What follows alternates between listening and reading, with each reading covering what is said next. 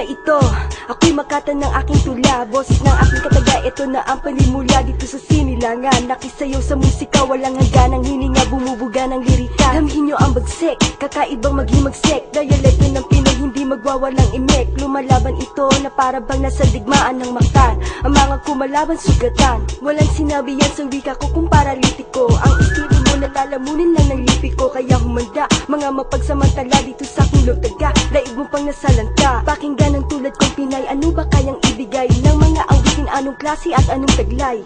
Ihanda ang mga tenga, eto na aking bitaw. Ang galing ng Pilipinay, nagsusumigaw. Sino daw?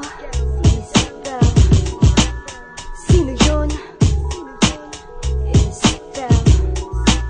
Anong pangalan? Isabel. Is it Filipina MC? Ibinibida ito sa mga tulog. Ang uliran, kailangan pa bang maguna bago mo imulat? Yang mga matang nagkapikit sa musika'y pumapait kapag nababahiran ng insulto't panlalait. Iwi makata niya inikit ang hapdi sa pagsulat. Sino may dinagbat? Sino laging malat? Nakakabahin ang nagkalat na bakterya sa paligsahan. Sino ang kulang sa baterya? Akala mo mga astig, ngunit bakit bukang bibig? Ang mga pinagtugma na parang kulang sa dilig. Paano ba maaantig ang tenga ng mga madla? Oo na't alam ko na, hindi lahat sila. Kahit parang makinarya ang kamay sa pagsulat. At mga lyrics ko'y patuloy kong isasatsat. Ihanda ang mga tenga, ito muli aking bitaw. Ang galing ng Pilipina, nagsusumigaw. Sino daw? Isabel. Sino yun? Isabel. Anong pangalan? Isabel.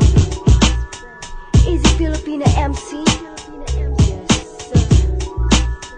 Bini-bini ito, landamin na hindi kayang matinag, na para sa aking bayan na hindi matitibag. May bulag man sa musikang hip-hop sa Pinas, at binyes sa industriyang nagkalat ang pintas. Palawakin, lalo pang pagyamanin, talento ay biyaya. Ito ay para sa ating ihanda ang mga tenga, ito muli aking bitaw. Ang galing ng Pilipina, nagsusumigaw.